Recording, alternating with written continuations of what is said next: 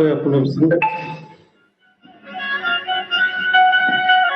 इस कार्यक्रम में उपस्थित आप सभी कोयतुर जनों को सादर सादर सेवा जो है आप सब लोगों का हार्दिक स्वागत है।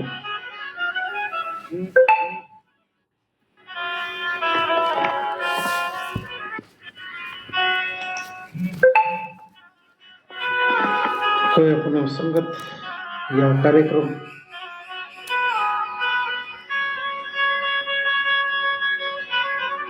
सप्ताह में 4 दिन मंगल बुध गुरु शुक्र प्रसारित किया जाता है और प्रकृति के रहस्यों, हमारे पूर्वजों के गौरवशाली इतिहास, अपने भीतर के शक्तियों को समझने, जानने और उसको एक्टिवेट करने का प्रयास इस संगत के माध्यम से किया जाता है।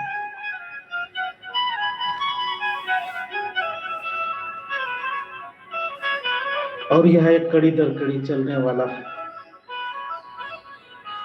धारावाहिक कार्यक्रम है।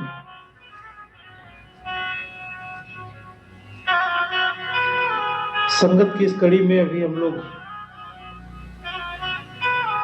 रूपोलंग पारितोपालिंग द्वारा दिए गए सिद्धांत, उनके द्वारा बताए हुए दर्शन को समझने का प्रयास कर रहे हैं। उन्होंने इस समाज की व्यवस्था को, समाज के ढांचा को बेहतरीन ढंग से बनाने में महत्वपूर्ण भूमिका निभाई और उन्हीं के बनाए हुए व्यवस्था के अनुसार हम सब लोग आज शासित और संस्कारित हो रहे हैं।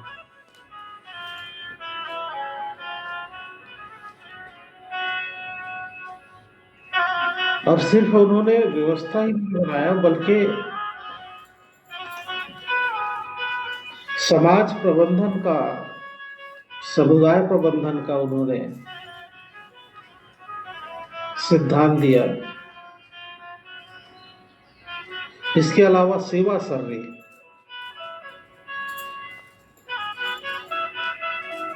सेवा के महत्व को उन्होंने बताया और सेवा को एक दर्शन के रूप में स्थापित किया। जैसा कि कल हम लोग चर्चा कर रहे थे कि प्रकृति के हर एक चीज सेवार्थ में बना हुआ है।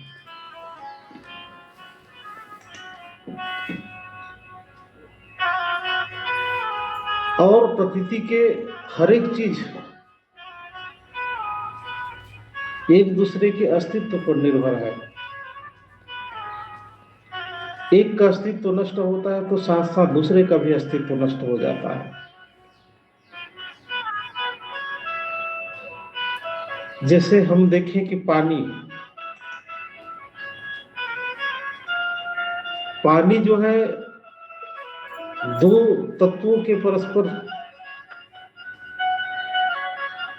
मिलने से बना हुआ है।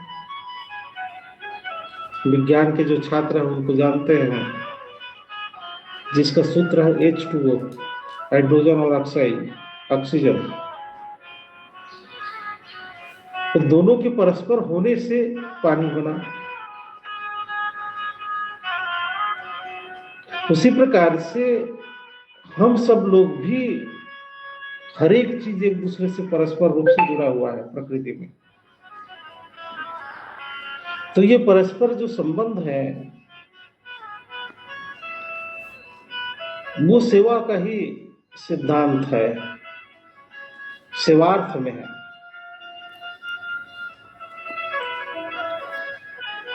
लेकिन एक समाज प्रबंधन की दृष्टिकोण से उन्होंने खास करके कोयतुर जनों के लिए, मानव सभ्यता के लिए उन्होंने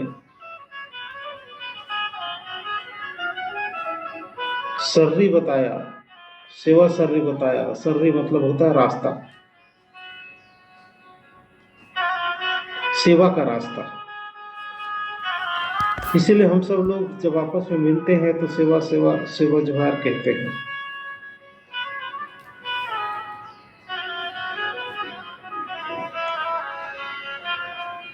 तो लोगों ने जानना चाहा कि भाई सेवा तो ठीक है, सेवा दर्शन तो ठीक है, लेकिन हम अपने जीवन में किस प्रकार से उसको अमल में लाएं। कौन कौन से वह सूत्र है जिस सूत्र को पकड़ करके हम सेवा सर्री को अपने जीवन में उतारें। क्योंकि सेवा का जो सिद्धांत है, सेवा का जो क्षेत्र है, वो अनंत है, विस्तृत है। हम अपने जीवन में, अपने आसपास में कैसे अमल में लाएं, कैसे जीवन में उतारें सेवा सर्री को।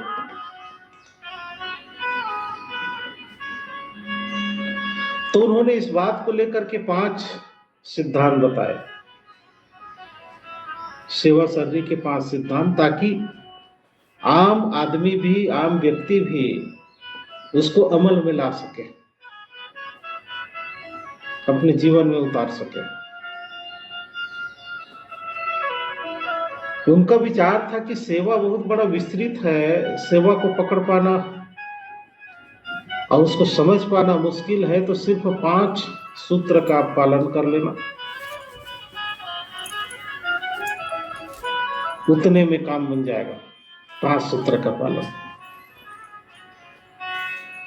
अब वो 5 सूत्र क्या है? पहला सूत्र है सुई मोदी आसी माठ, सुई मोद सियाना।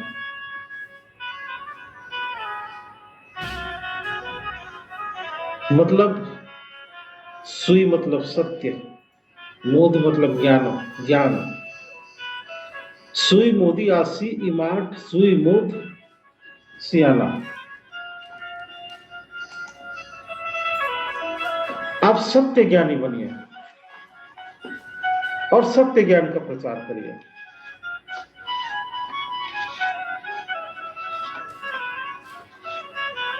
सेवा सर्री का पहला सिद्धांत उन्होंने कहा कि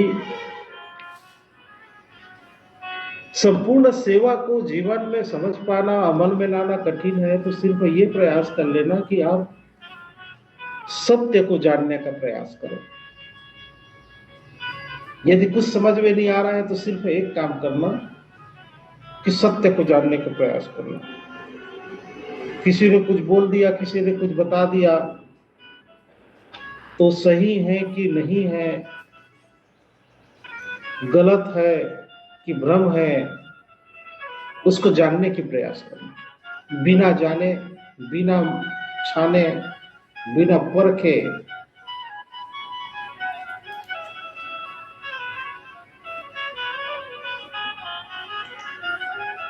उसको मानना मत लेना। सत्य ज्ञान को अमल में लाना है, और जो सत्य ज्ञान जो अमल में आप लाएंगे उसी का ही आपको प्रचार करना है। अब सत्य ज्ञान क्या है? क्योंकि हर कोई बोलता है कि ईश्वर ही सत्य है, कोई बोलता है कि धर्म ही सत्य है, और कोई बोलता है कि संसार असत्य है, नश्वर है, संसार मोह माया है, भ्रम है।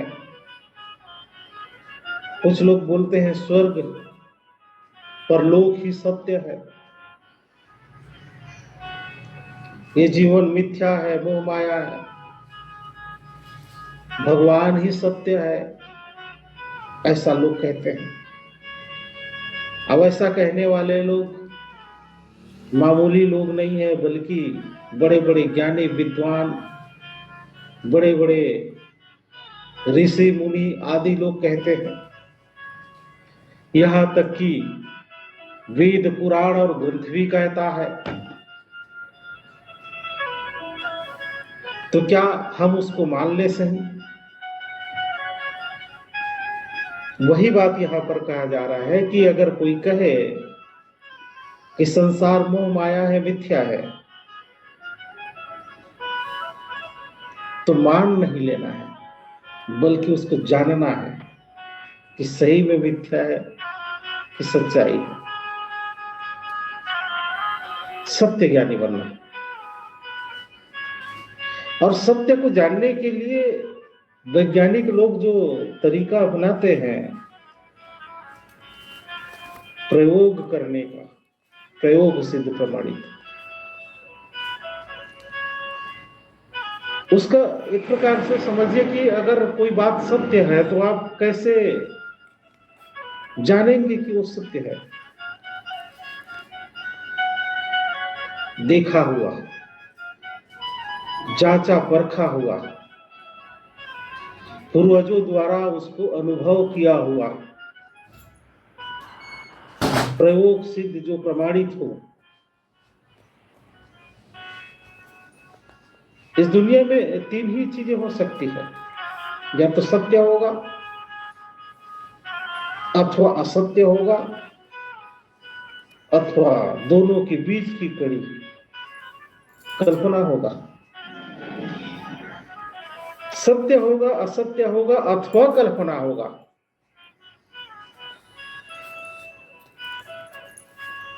सत्य क्या है?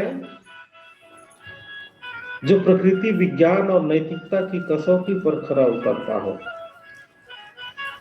प्रकृति कसौटी पर खरा उतरना चाहिए। जैसे कथा कहानी में सुनते हैं कि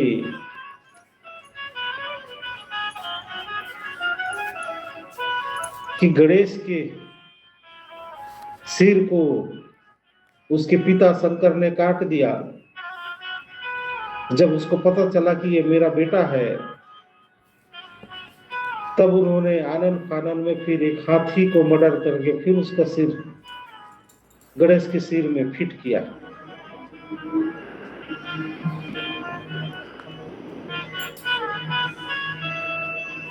तो क्या ये बात सत्य है?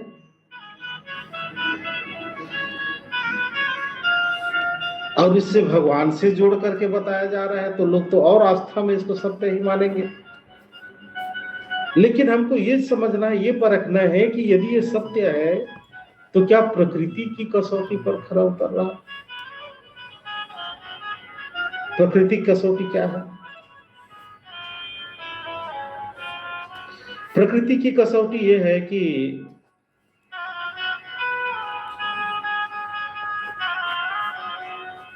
इंसान के शरीर पर हाथी का सिर जोड़ा नहीं जा सकता, क्योंकि दोनों की संरचनाएं अलग है। और उस समय तो खास करके बिल्कुल भी नहीं, जिस समय टेक्नोलॉजी मौजूद नहीं था। दूसरा उदाहरण समझिए कि सूर्य को पका हुआ फल समझ करके हनुमान जी ने निगल लिया और सब तरफ अंधेरा हो गया, ऐसा कहते हैं भारत में। बाकी दूसरे देशों पर अंधेरा हुआ कि नहीं हुआ? तो क्या प्रकृति में ऐसा संभव है कि कोई एक वानर सूर्य को निगल ले?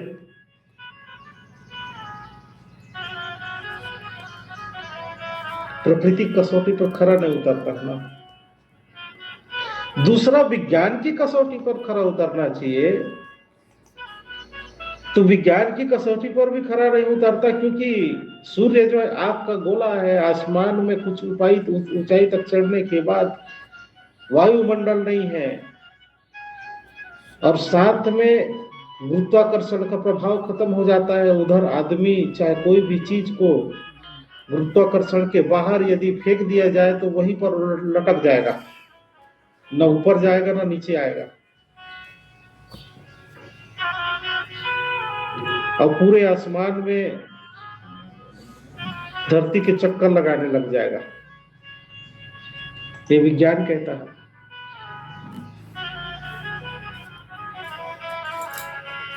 विज्ञान की कसौटी पर भी खरा नहीं उतरता। सूर्य 7 घोड़े पर सवार होकर के धरती की परिक्रमा कर रहा है, ऐसा धार्मिक ग्रंथ कहता है।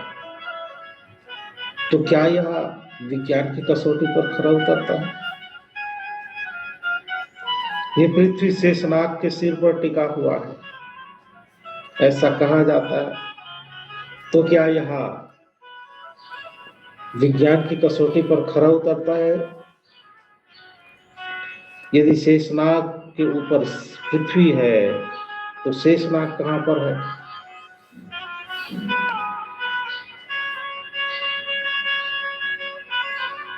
और तीसरा होता है नैतिकता की कसौटी। नैतिकता का मतलब जो है एक नीतिगत, उसके कुछ नियम हो। नैतिक मतलब जो है नीति, नीति से बना है नैतिक शब्द, और नीति मतलब होता है कोई नियम, कोई नियम हो जिस नियम का पालन होता हो, उसकी कसौटी पर खरा उतरता हो। जैसे पत्थर को ऊपर फेंकते हैं तो पत्थर नीचे आता है। क्यों आता है? क्योंकि उसका नियम है, गुरुत्वाकर्षण का नियम जिसको कहते हैं वैज्ञानिक लोग।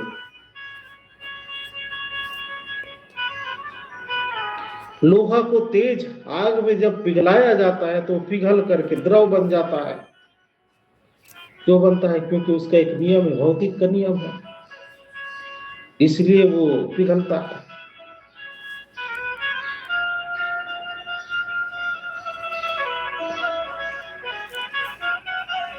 तो प्रकृति विज्ञान और नैतिकता की कसौटी पर खरा उतरता है।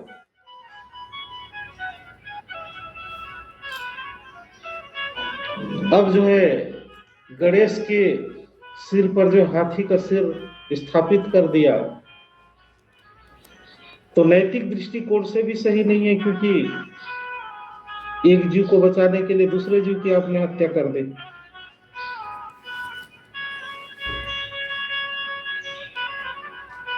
तो कुछ तो लॉजिक हो। इसलिए पारिकुपाल लिंगो जी ने, जब कोई धर्म नहीं बना था, कोई वेद पुराण नहीं लिखे गए थे, उसके पहले ही यह सिद्धांत दे दिया कि सत्य को जानना है, समझना है और उस सत्य के मार्ग पर चलना है और उस सत्य ज्ञान का प्रचार करना है, असत्य का नहीं।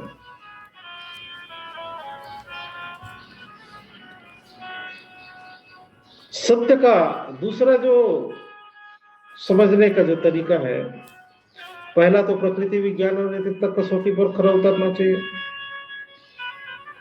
दूसरा जो है प्रयोग सिद्ध प्रमाणित हो।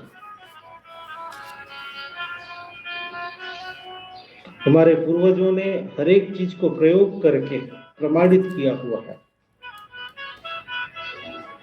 मिर्चा खाने में कितना जलता है वो, उसके बावजूद भी उसको सब्जी में डाल करके खाते हैं सब लोग। जिसने पहली बार मिर्च के स्वाद को चखा होगा, उसने तो उसको नकार ही दिया होगा कि ये खाने की चीज नहीं है। लेकिन जब बार बार प्रयोग किए होंगे तब उनको पता चला होगा कि नहीं, मिर्चा को खाया जा सकता है।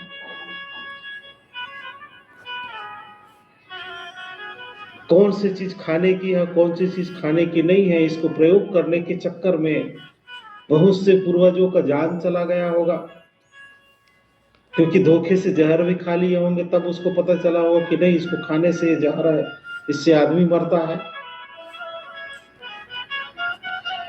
भाई जहर का प्रयोग करते समय कोई मर गए होंगे, तब तो पता चला होगा कि इसको खाने से आदमी मरता है। उसके बाद से ये नियम बना दिया होगा कि इसको नहीं खाना है, ये जहर है, ये मीठा है, ये खट्टा है। तो ये प्रयोग हमारे पूर्वजों ने किया और उस प्रयोग से यह सिद्ध हुआ, प्रमाणित हुआ कि क्या चीज खाना है, क्या नहीं खाना है, उसी प्रकार से क्या चीज सही है और क्या गलत है, ये भी प्रयोग सिद्ध प्रमाणित हमारे पूर्वजों ने किया। जिस प्रकार से वैज्ञानिक लोग किसी भी चीज की जब खोज करते हैं तो प्रयोग करते हैं और प्रयोग सिद्ध प्रमाणित करते हैं। वैज्ञानिक लोग जब कहा कि सूर्य आग का गोला है, तो सिर्फ हवा हवाई नहीं बोल दिया, उन्होंने इसको प्रयोग सिद्ध प्रमाणित किया, प्रैक्टिकल किए।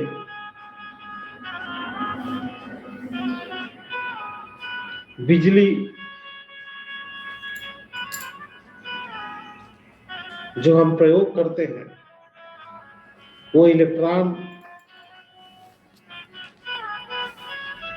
जो तार में बहता है, उससे प्रकाश पैदा किया जा सकता है। इसको उन्होंने प्रयोग किया और इस प्रयोग में जो है कई बार कई लोगों की जान गई होगी, उस बिजली में चिपक भी गए होंगे, मर भी गए होंगे, और फिर प्रमाणित हुआ, फिर आज बल्ब बना, लाइट सबको मिल रहा है। तो प्रयोग सिद्ध प्रमाणित। कहीं पर मर्डर हो जाता है तो पुलिस विभाग वाले लोग उसकी गहन जांच करते हैं, सत्यता की खोज करते हैं और सबूत जुटाते हैं, एविडेंट जुटाते हैं। उसके बाद फिर वो अदालत में अपना सबूत रखते हैं कि भाई ये मर्डर इसी ने किया है, ये बात सही है, प्रमाणित हो चुका है। प्रयोग से प्रमाणित होना चाहिए। और तीसरा, सार्वभौमिक मान्यता हो। सार्वभौमिक मान्यता का मतलब ये नहीं कि भारत में जो बात सही माना जा रहा है वो अमेरिका में जाकर के गलत साबित हो जाए, इसकी सब तरफ मान्यता हो। जैसे आग है, आग में उष्णता होती है, उसमें जलाने की क्षमता होती है, इसकी सार्वभौमिक मान्यता है। भारत में भी आग को छूने से आदमी जलता है, अमेरिका में भी आग को छूने से आदमी जल जाएगा। पानी, पानी द्रव की अवस्था में रहता है, ठोस की अवस्था में रहता है, पीने से प्यास बुझता है यदि शुद्ध पानी है तो भारत में भी सत्य है, अमेरिका में भी सत्य है। सार्वभौमिक मान्यता है उसकी। ऐसा नहीं कि एक जगह उसको मान्यता है, दूसरी जगह मान्यता नहीं है। सार्वभौमिक मान्यता हो। लेकिन यदि कोई ये कहे कि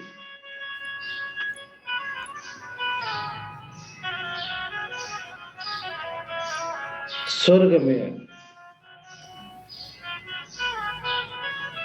होता है, नरक होता है, मरने के बाद आदमी स्वर्ग और नरक में जाता है, जो गलत काम करता है उसको नरक में भेजा जाता है और जो सही काम करता है उसको स्वर्ग में भेजा जाता है। अगर ये बात सार्वभौमिक मान्यता है क्या इसकी? ये बात सिर्फ हिंदू धर्म वाले लोग कहते हैं, दूसरे धर्म वाले लोग इसको नहीं मानते।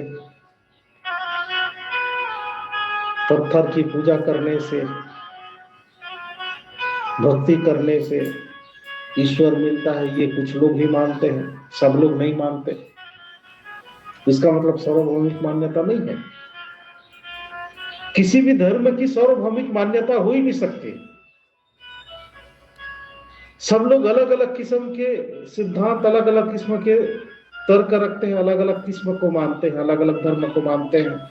सबकी एक जैसा राय नहीं हो सकता। इसका मतलब सार्वभौमिक मान्यता नहीं है उसकी, धर्म की। अगर सार्वभौमिक मान्यता होती तो एक ही धर्म होता सब लोगों का। फिर हिंदू, मुस्लिम, सिख, ईसाई, जैन अलग अलग धर्म क्यों होते? अलग अलग इसलिए क्योंकि सार्वभौमिक मान्यता नहीं है, सबकी अलग अलग मान्यताएं हैं।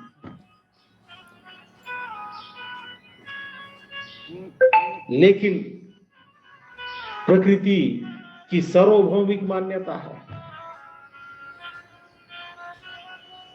पेड़ पौधे भारत में भी ऑक्सीजन देते हैं, अमेरिका में भी ऑक्सीजन देते हैं। आम का फल ही होगा, चाहे भारत में रहे चाहे अमेरिका में रहे। सूर्य प्रकाश और ऊर्जा पैदा करता है, देता है, उसकी सभी तरफ मान्यता है, सार्वभौमिक मान्यता है। चुंबक के जो गुण है, खींचने और फेंकने का, उसकी भी सार्वभौमिक मान्यता है। कोई एक देश वाला नहीं कह सकता कि चुंबक में खींचने का गुण नहीं होता, वो सभी देश वाले लोग उसको मानते हैं। तो सत्य वो है जिसकी सार्वभौमिक मान्यता हो। अब यहीं पर धर्म खारिज हो जा रहा है, क्योंकि धर्म की सार्वभौमिक मान्यता नहीं है।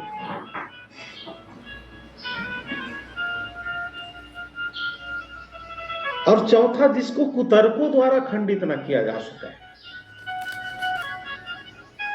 सत्य वो है जिसको कुतर्कों द्वारा खंडित न किया जा सके। कुतर्क, कोई कितनों भी कुतर्क कर ले कि नहीं सूर्य जो है 7 घोड़े पर ही सवार है, वो कितनों भी कुतर्क कर ले, वो साबित नहीं कर सकता ना कि सूर्य 7 घोड़े पर सवार है। उसको खंडित नहीं किया जा सकता कि सूर्य जो है आग का गोला है तो है। उसको आप अपने कुतर्कों से खंडित नहीं कर सकते। तो सत्य को कुतर्कों से खंडित नहीं किया जा सकता, सत्य हमेशा सत्य ही होगा।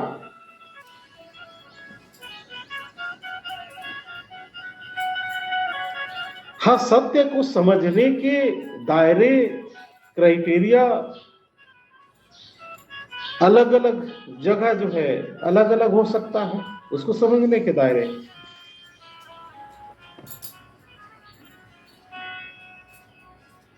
इस प्रकार से प्रकृति विज्ञान और नैतिकता कसौटी पर खरा उतरना चाहिए, प्रयोग सिद्ध प्रमाणित होना चाहिए, जिसकी सार्वभौमिक मान्यता हो, जिसको कुतर्कों द्वारा खंडित न किया जा सके। ऐसी चीजें सत्य होती हैं।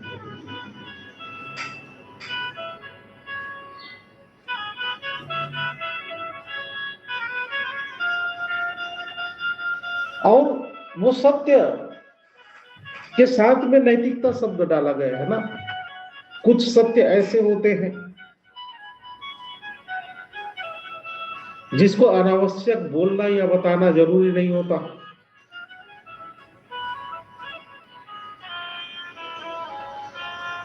कुछ गोपनीय, कुछ निजी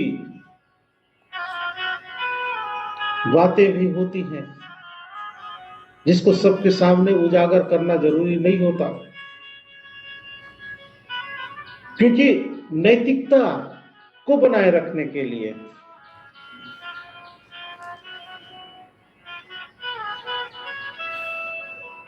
निजता का अधिकार सबको है, उसको भी बनाए रखने के लिए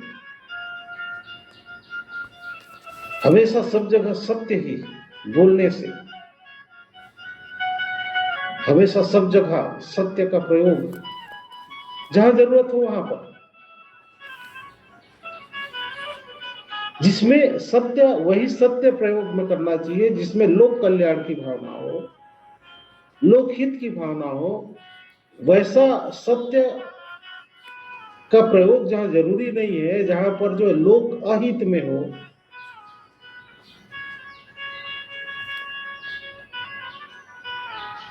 उसको मर्यादा को ध्यान में रख करके सत्य को बोलना या प्रयोग करना चाहिए।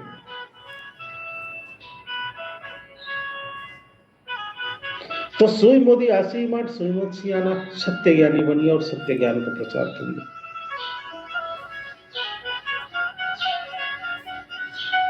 सेवा सरणी का प्रथम सूत्र पारिकपाल लिंगो जी का, और दूसरा है तम वेड़ची आसी माठ रेख वेड़ची किया ना। अपने भीतर के अंधकार को, भ्रम को, भय को, भ्रष्टाचार को नष्ट करो और अपने भीतर प्रकाश का वातावरण पैदा करना। जैसे हम लोग सुबह सुबह मोद मिर्ची का अभ्यास करते हैं, अपने भीतर के अंधकार को खत्म करना और प्रकाश का वातावरण निर्माण करना। इसका मतलब क्या है कि अपने नकारात्मक शक्तियों को दूर करो और सकारात्मक शक्तियों को जागरूक करो।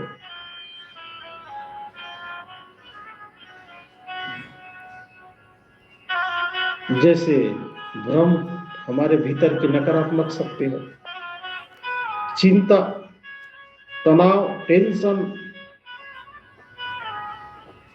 अज्ञानता, लोभ, मोह, ईर्ष्या, द्वेष, ये हमारे भीतर की अज्ञानता है, हमारे भीतर के अंधकार है।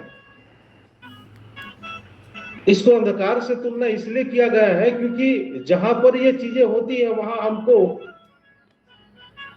सत्य दिखाई नहीं देता, अंधेरा रहता है आंखों के सामने। यदि आंख में काला पट्टी बांध दिया जाए तो सामने कौन है नहीं दिखता है ना। और नहीं दिखता है इसका मतलब ये तो नहीं है कि सामने कोई नहीं है, सामने कोई है। अंतर सिर्फ इतना है कि हमको दिखाई नहीं दे रहा है।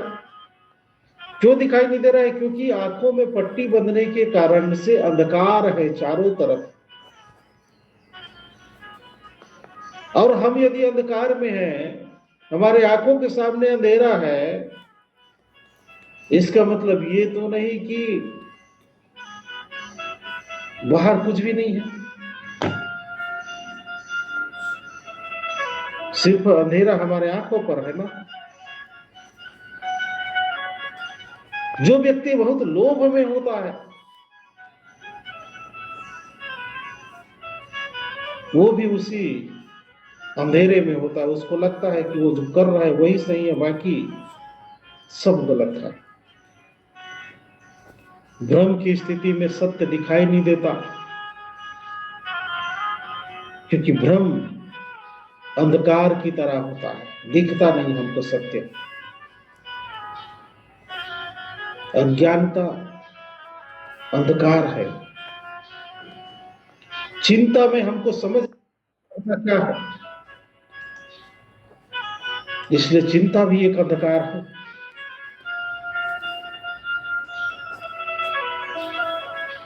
भय में भी समझ में नहीं आता कि हमको करना क्या है, इसलिए वो भी अंधकार है। और जो भ्रष्टाचार में डूबा हुआ है उसको भी समझ में नहीं आता कि सही क्या है गलत क्या है, वो भी एक अंधकार है। अंधकार की कोठरी से बाहर निकलना। जो व्यक्ति अंधेरे कमरे में होता है उसको कुछ भी दिखाई नहीं देता, उसको लगता है कि उसका कमरा ही सारा संसार है। कुएं के भीतर रहने वाले मेढक को लगता है कि कुआं ही उसका संसार है और कुएं से बाहर तो कुछ है ही नहीं दुनिया, ऐसा उसको लगता है। उसी प्रकार से जो लोग चिंता, भय, भ्रष्टाचार, लोभ, लालच, ईर्ष्या, द्वेष बीमारियों से जो ग्रसित हैं,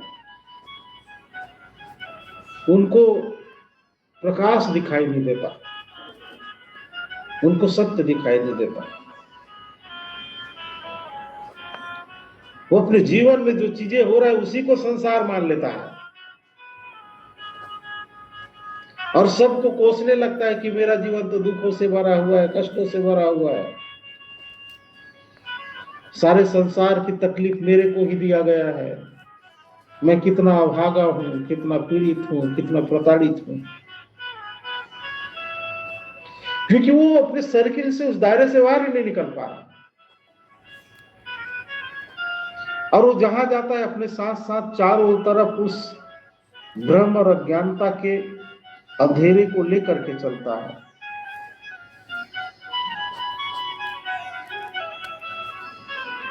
तो उस अंधकार के दायरे को तोड़ करके बाहर निकलना पड़ेगा।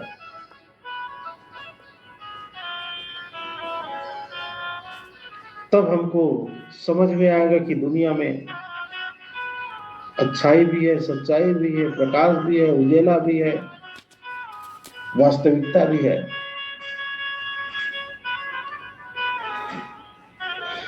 तब वेड़ची असी मठ रेग वेड़ची किया ना, अंधकार के वातावरण को तोड़ो और प्रकाश के वातावरण में आओ, प्रकाश का वातावरण का निर्माण करो।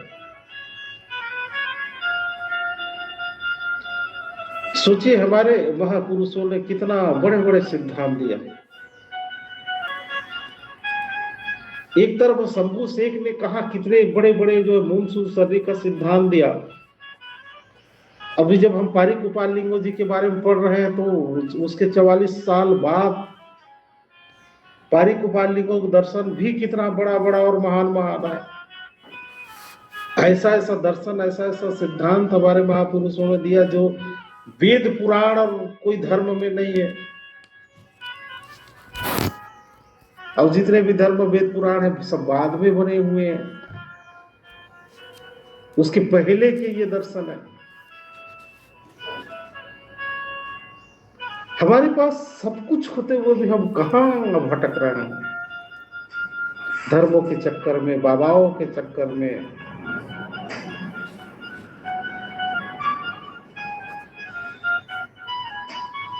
ऐसे करके इनका 5 सिद्धांत है, सेवा के पंचदर्शन।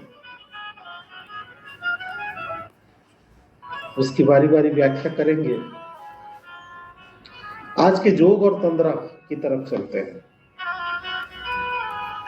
क्योंकि ज्ञान की जो बातें हैं वो हमारे जीवन में उतरता नहीं है आसानी से। उसको उतारने के लिए संगत, योग और तंद्रा करना पड़ता है।